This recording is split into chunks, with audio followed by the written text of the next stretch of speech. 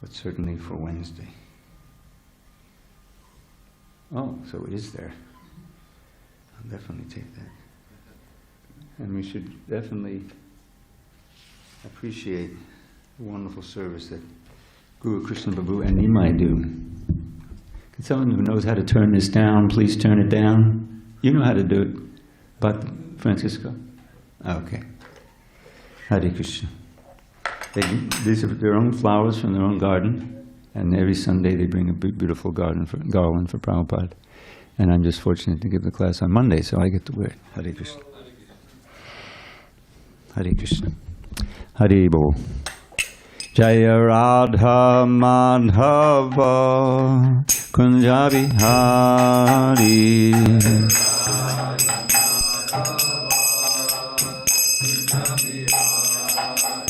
Jaya Radha Madhava Kunja Bihari.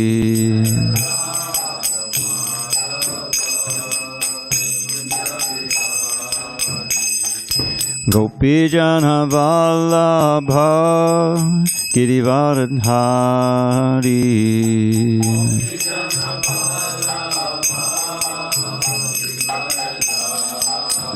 Jaya Gopi Jana Vallabha Girivaradhari.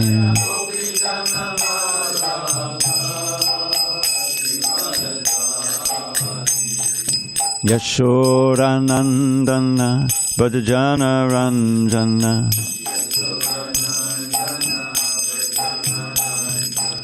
Yashodanandana Bhajana Ranjana.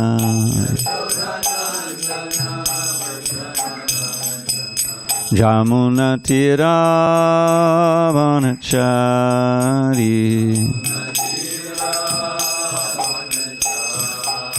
Jamuna Tira Vanachari.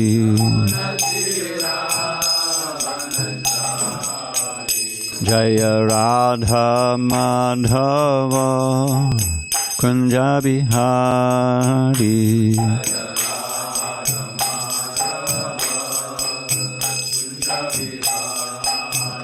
Jaya Radha Madhava Kunja Bihari.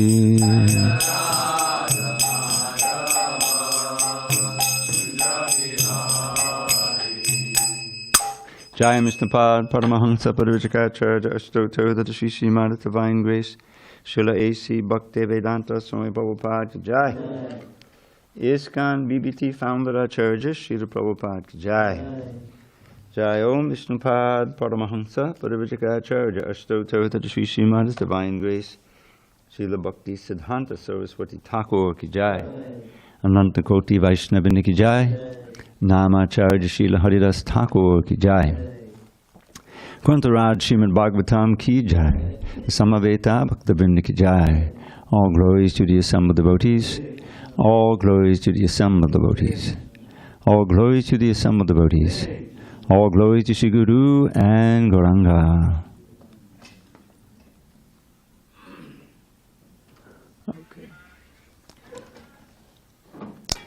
Om Namo Bhagavate Vasudevaya. Om Namo Bhagavate Vasudevaya. Om Namo Bhagavate Vasudevaya. Oh boy. Now I spaced it out. Give me a second to locate the accounts of the glories of Rupa Goswami and Gauridas Pandit. So much going on. But it'll just be a second. Hare Krishna. Definitely don't want to forget that totally. All right.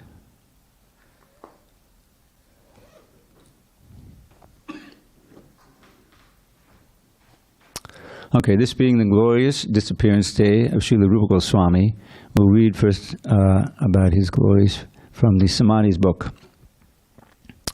In 1517, Sri Rupa Goswami and Sri Sanatana Goswami, his elder brother, is 1517 AD, his elder brother Sanatana came to Vrindavan to fulfill 4 orders of Lord Chaitanya's.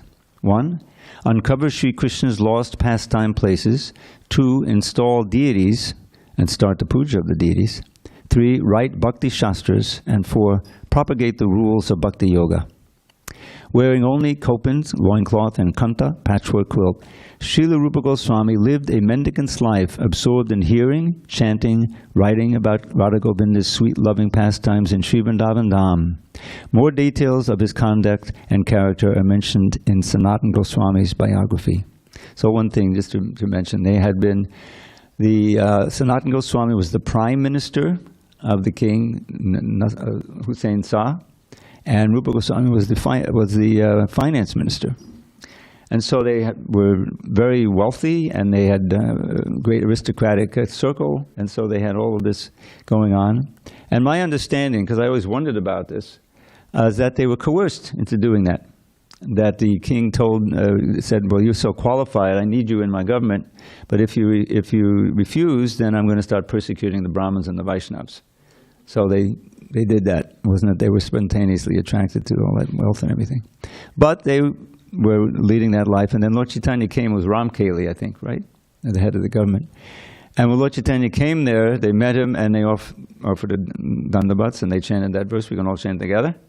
Namo Mahabhadanyaya Krishna Prema Pradhayate Krishnaya Krishna Chaitanya Namne Gaura Tvije Namaha. So immediately they recognize, what does that verse mean? I offer my obeisance unto the most munificent avatar of Krishna, Mahabhadanyaya Krishna Prema Pradayate, who is giving the most valuable thing that there can ever be, freely, which is the pure love of Krishna, Krishna Prema Pradayate. Krishnaya Krishna Chaitanya Namane, but he is Krishna himself, taking the form and the name of Krishna Chaitanya.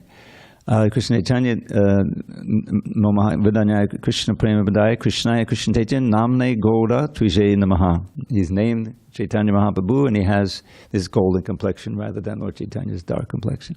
So recognizing Lord Chaitanya to be Krishna, they of course accepted with great enthusiasm his order to give up that engagement with the king and go to Vrindavan and do these 4 things that are listed here.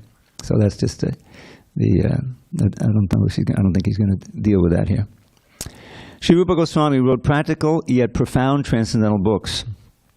He established Sri Sri Radha Govindaji temple and deity, the beloved deities of the entire Gaudiya Sampradaya. Through extensive Vedic research, Sri Rupa Goswami proved that Lord Chaitanya's teachings present the highest philosophy and the perfection of religion. Gaudiya Vaishnavas are known as Rupanugas, followers of Srila Rupa Goswami. Every Raganuga devotee, that's how you pronounce it by the way, aspires to become a servant of the lotus feet of Sri Rupa Goswami. Srila Narottam Das Thakur sings, Sri Rupa Manjari Pada, Se Mora Sampada, Se Mor Bhajana Pujana. The feet of Sri Rupa Manjari, Rupa Goswami's eternal form as Sri Radha's maidservant in Braja, are my only wealth. They are the only object of my service and worship. Close quote. Sri Chaitanya Mahaprabhu commissioned Sri Rupa Goswami to write on the science of Rasa Tattva, the truths of the mellows of bhakti. In Chaitanya Chandrodaya, that's a play, Sri Kavi Karnapur says that Sri Rupa Goswami is the form of true love and devotion. Sri Chaitanya Mahaprabhu empowered him to explain his own love and devotion and to propagate it to the world. Lord Chaitanya manifested his own pastimes through Sri Rupa Goswami. He, Rupa, received the title Bhakti Rasacharya, the guru of devotional mellows, for his devotional classics, Bhakti Rasamrita Sindhu, Ujjvala Nilamani, Lalita Madhava, and others. So the Bhakti Rasamrita Sindhu, we know, that's the nectar of devotion. That gives the details of how to practice bhakti and the result. It describes the rasas and gives examples of servant ras, fraternal ras, and of course conjugal ras and parental ras. So that we're familiar with. Ujjvala Nilamani is actually part 2 of the Bhakti Rasamrita Sindhu. There's a little mention of the conjugal ras in the Bhakti Rasamrita Sindhu, but it's extensively explained and explored in Ujjvala Nilamani. Yeah, I would say maybe 5% in Bhakti Rasamrita Sindhu. Yeah, I mean, going through all the different groups, right? What percentage? 95? The remaining 95%. No, it's quite amazing, the book. The Lalita Madhava is a play that he wrote, which deals with Krishna's pastimes out of Vrindavan. He was originally going to write a play with all of Krishna's Leela, but he had a dream. Brahmā came to him, told him, separate my Leela out. You know, that's the Dwarka Leela. And then Lord Chaitanya confirmed that. He was on his way to Vrindavan, he was writing this. And so he separated two. The Vrindavan Leela is dealt with in Vidagdha Madhava. That's another play, very famous. And many, there's a wonderful sampling of verses from Vidagdha Madhava in the first chapter of Antya Leela, Chaitanya Charitamrita. Vrindavanam dividata paditam latasta pushpas puditagabaja pushpanachaspita madhuvatasta shrudi harigita. You can see this. Vrindavanam divilata. Around Vrindavan, they're growing these divine creepers, you know, blossoming creepers. Latasta pushpa spudita agvabaja. And around all of those flowers, there are these bees humming, you know. But these bees are singing hymns that humble the hymns of the Vedas. In other words, these bees are all devotees, and they're chanting Krishna's glories. So that's just one slight verse. So the Lita Madhava and the Vidagdha Madhava are very famous plays. Then he mentioned Bhakti Rasamrita Sindhu gives the essence of all Vedic scriptures regarding the kingdom of bhakti. In great detail, it explains how to advance in Krishna consciousness and attain prema bhakti, pure unalloyed love for Radha Govinda in Sri Vrindavan. To understand the loving affairs of Radha and Krishna, says Narottam Das Thakur, you must serve the lotus feet of Sri Rupa Goswami with intense eagerness. Serving means hearing, studying, chanting, and strictly following the teachings of Sri Rupa Goswami. Serving also means praying to, crying out to, meditating upon, and dedicating your entire life to the lotus feet of Sri Rupa Goswami, Sri Rupa Manjari. So that also includes, of course, spreading Krishna consciousness to others, giving it to others. Sadhana Deepika states that those, that's a book. Sadhana Deepika states that those on the path of devotional service must always associate with Sri Rupa Goswami's doctrines on Prema Bhakti. By the grace of Srila Jiva Goswami, who was the nephew of Rupa and Sanatana, also lived in Vrindavan for many years. By the grace of Jiva Goswami, one can understand the transcendental truths of Rupa Goswami's teachings. The following quote shows the incredible potency of Sri Rupa Goswami's transcendental writing. When Sri Rupa Goswami would sit in his bhajan kutir at Terkadamba, Nandagram, Vrindavan, and write about the pangs of separation that Sri Radha and Sri Krishna felt for one another, the leaves of the Kadamba tree would fall off just like tears running down the face of someone in pain. And when Sri Rupa wrote about Radha and Krishna's ecstatic loving reunion, the overjoyed Kadamba tree immediately sprouted new leaves and blossoming flowers. By the mercy of a pure Vaishnava like Srila Rupa Goswami, this Kadamba tree could understand and appreciate the intimate and confidential subject matters which remain beyond our comprehension. Sri Rupa Goswami established the deities of Radha Govinda in Vrindavan. Bhakti Ratnakara, which is a biography of many devotees. This recounts the activities of many Gaudiya Vaishnavas. Bhakti Ratnakara quotes one song from Srinivasacharya to describe the beauty of Rupa Goswami's beloved Govindaji deity. Quote, having seen the incomparable beauty of Sri Govinda, Sri Radhika begins describing it to her Sakhis. Who has sculptured that moon-like face, and who has sculptured those two lotus eyes? Only my heart knows how I feel when I see them. Who has shaped his earrings, cut carefully in gems? My mind is fixed on them. His nose pearl surrounded by a golden ring looks like a moon-like white flower surrounded by lightning, smiling from behind some blue clouds. His forehead is decorated with sandal tilak and beautiful mind-enchanting designs. He shines within my heart, yet my heart aches, being incapable of beholding his beautiful face to my full satisfaction. If God had given me the power, I could continually enjoy his sweet voice. His arms are stronger than the trunks of elephants. My youthful body longs for the touch of his fingers. His graceful movements rival the gait of a maddened elephant. He is an ocean of beauty. Okay, so this goes on for some time. He really went out, so I think we'll just have a little something about Gauridas Pandit and then we'll go from there. Okay. Gauridas Pandit. Here's Gauridas Pandit. Gauridas Pandit, the emblem, this is from the Chaitanya Charitamrita. Gauridas Pandit, the emblem of the most elevated devotional service and love of Godhead, had the greatest potency to receive and deliver such love. Making Lord Chaitanya and Lord Nityananda the lords of his life, Gauridas Pandit sacrificed everything for the service of Lord Nityananda. Before taking sannyas, Lord Chaitanya and Lord Nityananda visited Gauridas Pandit in Ambika Kalna. Fearing their impending separation, Gauridas cried and begged the Lord to stay longer. Lord Chaitanya made lifelike neem-wood deities of Gaur Nitai to console his loving servant.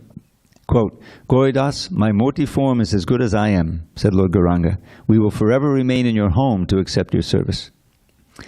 Gauridas Pandit worshipped Gaur Nitai in many intimate ways, talking sweetly to them, cooking a variety of tasty foods, discussing Shastra with them, attending to their every need throughout the day. Even when old and feeble, Gauridas ceaselessly served his worshipable lords, Sri Sri Gaur Nitai. Although poor, he desired to decorate Gaur Nitai with costly, beautiful ornaments. Knowing his mind, Gaur Nityananda lavishly adorned themselves. Beholding their exquisite beauty, Gauridas became astonished. Where did they get those ornaments? He thought. Sri Sri Gaur Nitai would often enact such transcendental pastimes in the home of their pure devotee, Sri Gauridas Pandit. Once, Chaitanya Das, Gauridas's foremost disciple, organized a huge Sankirtan festival on the bank of the Ganges. Enraptured by the kirtan, Gauridas's deities jumped off the altar and joined the devotees in chanting and dancing. Discovering the deities missing from the temple, Gauridas grabbed a stick and ran to catch Gaur Nitai. Seeing his angry mood, Gaur Nitai vanished. At that moment, Gauridas watched in amazement to see Gaur Nitai enter the heart of Chaitanya Das. Gauridas embraced his beloved disciple, bathed him with tears, and said, You are most fortunate. From today your name will be Hridaya Chaitanya, he in whose heart Chaitanya dwells. One who holds Lord Chaitanya within his heart. Close quote. Since then, Gaur Nitai's darshan at Gauridas Pandit's temple is offered in many brief intervals like Banka Bihariji and Vrindavan. To keep Gaur Nitai from jumping off the altar, the pujaris open and quickly close the curtain throughout the darshan time. While doing bhajan in Dear Samir Kunja in Vrindavan, Gauridas Pandit entered the eternal Gol Chadana Leela, cowherding pastimes of Krishna Balaram. In Braja, he is Subal, a Dvadasha Gopal, one of the 12 main Gopals. His samadhi is within the Shyamarai temple compound in Dear Samir, Vrindavan. Shri Rupa Goswami ki jai, Shri Gauridas Pandit ki jai. Now, if you're sorry for the delay, but I think it was worth it. Thank God I remembered. Hare Krishna. Okay. So let's start again. Om Namo Bhagavate Vasudevaya. Om Namo Bhagavate Vasudevaya. Om Namo Bhagavate Vasudevaya.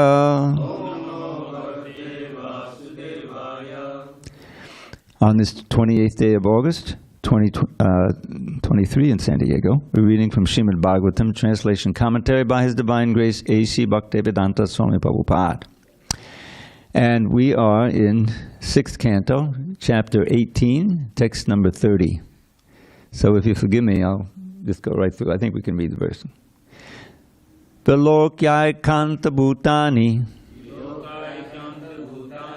Bhutan yadav prajapatihi Striyam chakre swadehardham Yaya pungsam matirata. You can chant. Vilokyai kanta bhutani Bhutan yadav prajapatihi Striyam chakre swadehardham Yaya pungsam matirata. Vilokyai kanta bhutani Bhutan yadav prajapatihi Dehadam Pungsam Matirta Vilokyaikanta Bhutani Bhutanyada Upajapatihi Sriyam Chakre Swadehadam Pungsam Matirta. Let me close that door. There's some noise back there.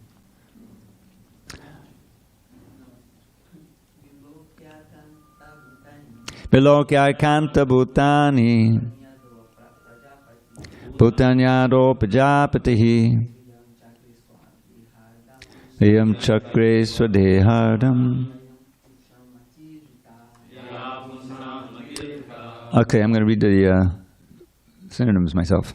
Vilokya, seeing, Ekanta Bhutani, detached, Bhutani, the living entities, Adau, in the beginning, Pajapatihi, Lord Brahma, Striyam, the woman, Chakre, created, Swadeha, of his body, Ardham, half, Yaya, by whom, Pungsam, of men, Matihi, the mind, Vata, carried away. Translation. In the beginning of creation, Lord Brahma, the father of the living entities of the universe, saw that all the living entities were unattached.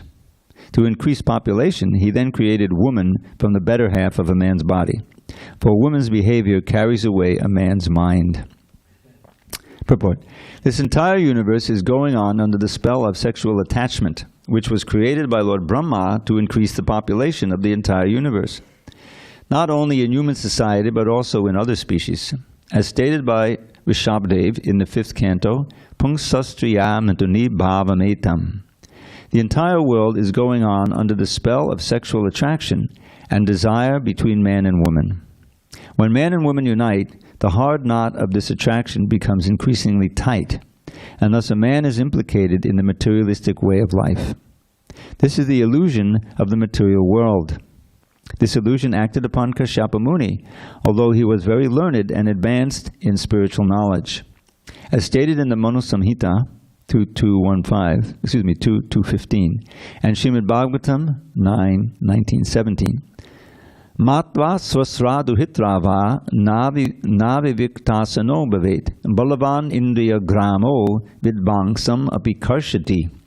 A man should not associate with a woman in a solitary place, not even with his mother, sister, or daughter.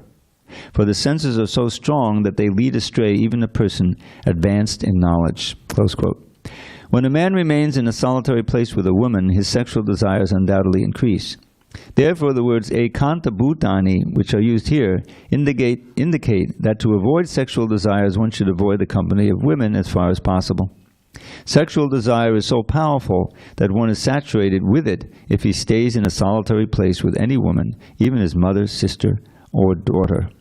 Om jnana timarandasya jnanandana shalakaya chakshu unmidatam mena tasmai shri gurave namaha.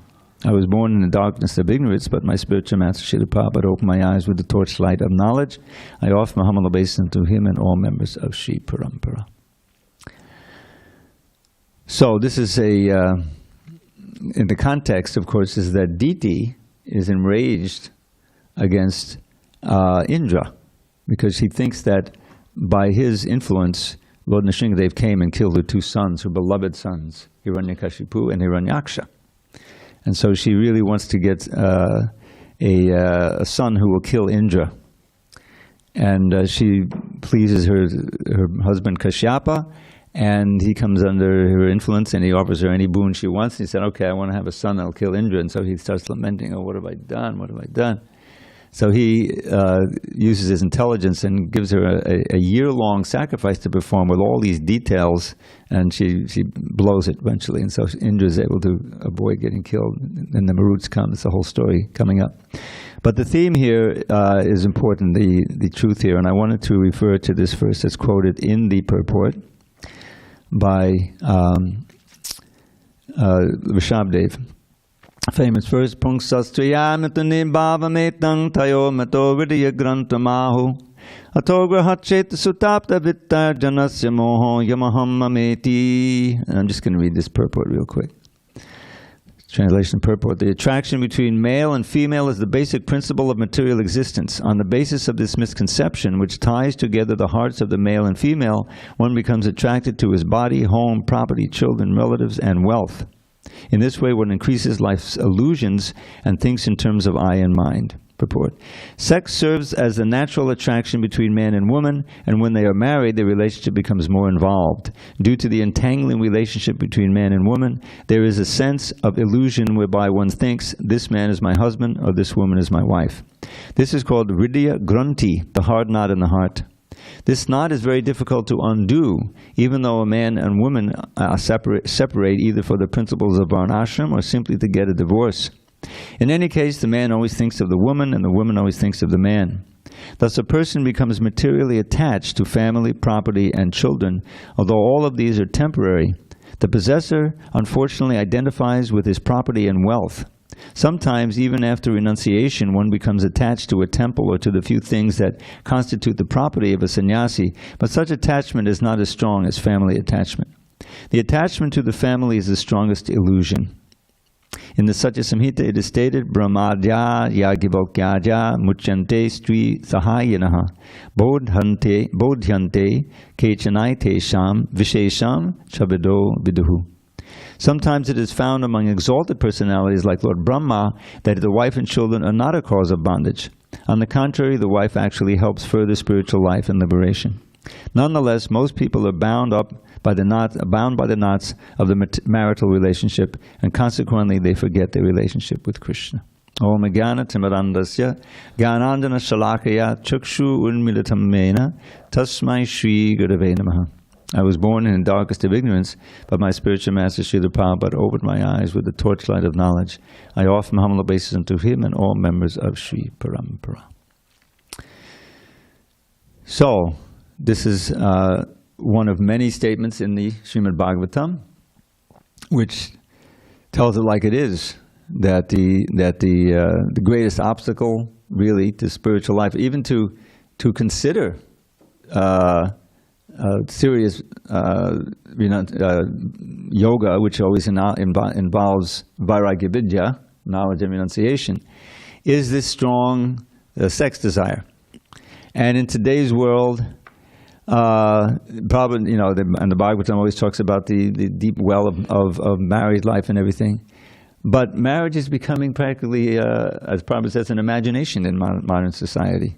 People are still getting married, but they're also getting unmarried. They're getting divorced, and many are not even bothering to do that. So it's very, very degraded. But still, that strong bond is there, and so that the blockage for devotional life and yoga and even thinking about elevation is something that has to be dealt with head on. And the wonderful thing about Krishna consciousness is it's so powerful. It's so powerful. The process, if you take it up sincerely, that you get the strength to resist. There are many householder couples, certainly. But the householder life, as we see with Lord Chaitanya's Leela, so many of his leading devotees were householders. Bhaktivinoda Thakur was a householder. And Prabhupada, I was listening to a lecture once, and Prabhupada said, well, we don't condemn householder life completely. After all of our great acharyas were born from sex life, in great families generally. Great devotional families, but still that is a reality. So Prabhupada made it very clear from the beginning that it's not a disqualification to be married, to have a wife, to even have children. In fact, when he performed the first marriages in 26 Second Avenue and many subsequent ones, and so did his devotees. And I always remember when I lived in the LA Temple in the mid-70s. For a couple of years, actually it was 3 years, so many householders and so many kids, and when Prabhupada would come, he loved the kids, and because he saw that this is the future. They're such fortunate children being born into devotional families. I remember, some scenes, that stick out in my mind. This is now going back almost 50 years. That there was Murli Dhar. the legendary artists. Some of the paintings here I can point out that were done by Muralidhar. And he was married, and his little baby had this little child, and there he was holding that baby up in Mangal Artik, You'll see, Rukmini Dwarkadish, like that. This is a tremendous boon, and we have our wonderful families here. I'm looking at Purushottama. As soon as Gaurangi comes in, she enlivens everybody. She likes it. Because and we know from the Shastra, from the Bhagavad Gita as well as the Bhagavatam, that these are very, very fortunate souls who are born into, devotional families. And Prabhupada himself pointed out, he was born in such a family, and he highly revered, especially his father, a pure devotee who trained him up, gave him Ratiyatra deities and everything. So that's it's not a disqualification, but it's very hazardous. In other words, it's a desire that's so powerful in the body. You can see why, because without that there would be no generation after generation. Brahmā has a big headache when he appears on that lotus, and that is how to populate the universe, because that's his duty, right? And it's just him. So we know from the beginning there are some false starts. The Kumaras come, but they don't have anything to do with it. So by their mystic power they keep themselves as 6-year-old boys. They're great sages, but they just look like 6-year-old boys. So Brahma gets angry and Rudra comes out, and then he creates some from his mind, but they turn out to be demons. They come after him for sex. It's like a whole thing, one after another. So, but eventually, of course, the Prajapatis come, Daksha and others, and I think Kashyap is one of them. And so the generations come. But in order to do that, he had to create this powerful bond between male and female so that it would go on. And it's obviously not just in human society, it's all the animals and even the insects. That's the only way things can go on. So that clearly is something that is based on the body. It's a bodily concept of life. And in order to progress in any kind of yoga, and especially bhakti yoga, that has to be controlled or given up entirely. Because our whole purpose is to transcend the bodily concept of life and even the mental concept of life, and then use the body, the senses and mind, to connect to Krishna. You see, that can be done in household life under restriction and under direction. That's certainly true. But whether it's in or outside of household life, it has to be minimized, this sex life.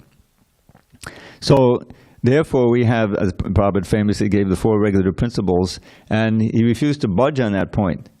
In the early days he was preaching like that, and he was of course at Dr. Mishra's place. And he didn't insist on that, right? None of the yogis, the bogus yogis who were preaching. When I spent some time at the Ramakrishna mission for a while in New York, I never heard anything like that. That if you want to really advance, you have to follow the regular... No. Because I know everyone will leave. But Krishna consciousness is so attractive that it becomes feasible to do it. And you can feel there's this word in English that I really think that we should steal, because it doesn't exactly mean but it's closely, sublimation. Sublimation, you look it up, it's a psychological term. But basically it means sublimate these lower desires into art and science, and things like that. But we want to sublimate it into really sublime activity, which is devotional service. That very energy that you have, that's a sex energy, can be used when it's purified as impetus to engage in all kinds of services for Krishna. It's desire. Desire is now perverted. It's perverted into the body and the other bodies. But when there's so many verses and so much explanation. What is the body really? I mean, didn't we just read about the krimi? Krimi is after the body is burned, it becomes the stool of worms and things like that. And Krishna's famous verse on the battlefield, Prabhupada doesn't often identify. This is spoken by Krishna himself. Yasyatma buddhi kunape tridatuke. That very first line is, whoa. Yasyatma buddhi, one who thinks that he is this body, which is no more than a bag full of the 3 dhatus, mucus, bile, and air. Which one of those is going to be attractive sexually? Is it mucus? Is it bile? Maybe it's the air. Nice, the air is circulating, great. Sometimes come out. No, you don't want that. But that's what it is. That's really, that's the cold, hard facts of what it is. So all of this is a complete illusion. To become attracted, and then if you would visualize, I think Prabhupada talks about this. To just think, suppose the skin is transparent. Immediately the attraction. Whoa, are you kidding me? But if it's a young skin and it's smooth, and everything, it's illusion. It's all a reflection. It's the upside down banyan tree. Think of it. When you read Krishna Leela, and you think, oh, the beautiful complexion of Radharani is so golden, and the fragrances and everything is ideal. So this is the perverted reflection. Perfect word, perverted, right? What's highest in the spiritual world is lowest here. That's the one in the tree, right? Reflection. So the highest in the spiritual world is Krishna's quote, adulterous affairs with the gopis, right? Why is that the highest? Lord Chaitanya, God himself certified it as the gopis are, no one serves him better than the gopis. Why is that? Because they gave up everything. They gave up their status, they gave up their homes, they gave up everything just to serve Krishna as he wants, as he wanted. He called them with the flute, they get there, he's teasing them. Oh, it's very dangerous in the forest now. Now that you've seen the forest, no. At first he says, "How can I help you? It's nice you came to visit me. How can I help you?" He says, "Are you kidding me?" This was basically their attitude. You called us with the flute, right? And now we're here. We gave up our families. We put our kids aside. We left our husbands, and here we are. And now you're telling us to go back because adulterous affairs are very bad. They bar you from heaven. He said, he's speaking, Anyway, so then of course then by their prayers, now this is interesting that the gopis would not go back, but the Brahman's wives went back. They're not on the same level. You probably don't know this, but what the Brahman's wives said when Krishna said to go back, exactly the same first line. It says, please do not speak such cruel words. We've come to you, But they were convinced by Krishna. Yes, your husbands need you and to perform the sacrifice. They won't reject you, so they went back. But they're still very, very elevated. But the gopis refused to go back. And they said, they complained. You called us with the flute, We come out here, give everything up. Now you have to, And so Krishna, acceded, of course. Then he started the rasa dance. But then they became pride, and he gave it. It's a whole, some psychology there. But the idea is that the gopis, why do they decorate themselves? I'm telling you, you want to really find out what is the truth of the conjugal ras. For us, Prabhupada presented it in the 4th chapter, Adi Leela. We're all meant to read that, And it describes how the gopis decorated themselves so beautifully, but they did it completely in order to please Krishna. And then at the end of the Shikshastika, the last verse, which is spoken by Radharani, and it's Ashlishya Paradatang Panashtamam Darshanan Marmahatang Karotava Hitatata Babadadato Lampato Mat Prananatas to Saheva Napara. So Radharani is revealing here, said, let Krishna embrace me or trample me.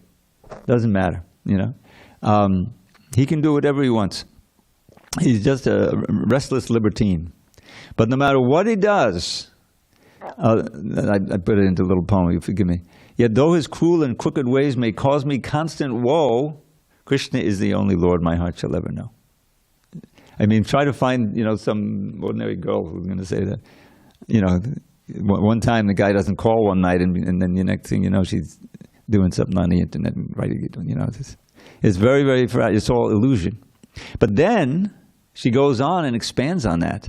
And one of the things that I always remember is that if Krishna wants to be with some other gopi, fine, I'll go and get her hand and bring her to Krishna. Where do you find that in this world? You see? So that's the pure thing. The purest mood of devotion is, again, Jiva Goswami defines, to simply have Krishna's pleasure in mind, Anjam Vilasha Darshunyam, to serve Krishna favorably for his pleasure, whatever he wants. And that's the eternal mood of the gopis headed by Srimati Radharani. So that is not, compare that to ordinary material affairs. And you can see how it's so fragile, even after families are built, then the husband wanders, and has some other relation, the wife gets angry and divorces him, or sometimes these days, kills him, or vice versa. It's just perverted reflection. So that business has to be controlled or given up. And then under the instruction of the spiritual master and the Shastra, one can set up a family life that's wholesome, and that actually furthers devotion, one's own devotion and the devotion of the children and wife and everything. But still there's a time limit. There's a point where that has to be given up to vanaprastha and sannyas, So that's what varnashram is about. It's all centered on helping one to advance in the real goal of life. That's why the beginning of the Bhagavatam and throughout the Gita we learn one has to prioritize one's activities to what one's real goal in life is. And like last night Maharaj was talking about the Ayo Hartati Vaisa Pungsam verse and explaining the importance of hearing and chanting about Krishna, and then in the purport there's that whole thing about the different investments one can make, give charity to the Brahmins and everything like that. Well, it's part of this whole thing. I made a comment there that how do you get someone who's completely materially involved interested in the process of bhakti yoga? Well, oftentimes, philosophically, they say, well, just consider what your real problems are. Birth, death, old age, and disease. You're planning to do this, planning to do that, planning to do this, but it's all all these material plans will be destroyed by death. So what are you going to do about that? Well, I can't do anything about it. I forget about it. Try to forget about it, because that's just a bummer. Yeah, but you don't die. That's the key. Death is just of the body. So the very first lesson is you're not the body, you're the consciousness. And that consciousness now has the great opportunity in the human form to end this process of birth and death and old age and disease, none of which anyone wants, you see? Now, if someone has a little bit of faith in that, then you can move on and give someone the process. Now, of course, Lord Chaitanya's movement starts with, just come on, chant, Hare Krishna. And if someone gets, that makes one interested, that helps one to be interested, because it awakens the super soul inside us, But the point is that if you're really going to progress, then you have to say, okay, I want to do this, but I can't. Number one, if I'm I promised, promise, that's a very important thing, the vows, because that strengthens your will. And I can't do that, but instead I'll do this. It's not that you just can't. There's always a positive, that I won't use the time and my energy to go down that road, which is self-destructive. I know from the books. I've been reading the Bhagavad Gita, but rather I'll chant Hare Krishna. I'll visit the temple. I'll find some service to do. I'll read, and in this way, Krishna from within, he purifies, and that powerful force of a sex desire can be channeled, it can be controlled, and can be ultimately overcome, as we see with these great examples as Rupa Goswami and so many others. But Bhagavatam doesn't flinch. It explains it like it is, and we'll see. Kashyapa is so brilliant. He gives her a sacrifice she has to perform every day for a year. And it's all kinds of, if you're going to drink water, do not cup your hands. And when you bathe, don't go in the water. Well, how are you going to do that? Get a load or something? But there's all these restrictions, and eventually she makes a mistake. So that allows Indra to come inside her womb and cut up the fetus into 7 parts. Doesn't die though, because she's spiritually strong from all her austerities. And then he cuts again in 49 pieces, but they're all alive, And so he leaves, and then they're born as the Maruts, and they're devotees, they're the wind gods or something, So her Kashyapa is saved, He gave her it wasn't his fault she couldn't follow it, and she becomes purified, and I think gives up her deadly enmity toward Indra. But we'll see what happens. Fascinating story. Okay, any discussion? We're a little late. The dangers of sex desire. Well, I can't end without the critical verse. Lord Chaitanya's teachings to Sanatana Goswami in, I think, 21st chapter, when he starts describing the process of devotion. There's 3 sections. The Sambandha Gyan means, who is God? Who are we? What is this world? And what are the relationships? That's called Sambandha Gyan. Famous verse, Jivera Swarupaya Krishnera Nitya Das, Jivera Tasta Shakti Beda Bed Prakash. The constitutional position of the living entity to be an eternal servant of Krishna. Every living entity is in the marginal position. With Krishna's marginal energy, we can go toward Maya, we can go toward Krishna. And everything is simultaneously one with and different from Krishna. So that's the essence of the Sambandha. But then in the practice, okay, if you understand the philosophy, now let's discuss the practice. So this is near the beginning of his practice. So he says, here's how we should pray. He quotes this verse. It seems to be by Madhavendra Puri, Bhakti Siddhanta Saraswati said. Kama dinang katina katita palita dur nideshas tesham jata mahina kaduna nattapano prashantihi utsrijaitan hariyadabade sampratam nabna buddhis tvamayatak shadanam abhayam mam niyung svatma dasye. So this is like a devotee suddenly waking up and making a firm sankalpa, you know. In how many ways have I sought to obey the seductive demands of my wicked desires? They've shown me no mercy, yet on I have gone shamelessly trying to quench lust's unquenchable fires. But now I'm rejecting those hellish desires, for my higher intelligence now has awoken. O Krishna, O shelter of fearlessness, please let me serve you with faith that will never be broken. And that's a situation, or that's a sankalpa that we all have to go through, actually. And that key is the intelligence awakened. And that comes from hearing amongst the devotees, the Shastra. You know, satam prasangan mamavirya sambhita. Okay, thank you for your attention. All glory to Srila Prabhupada. Hari Hari Mal.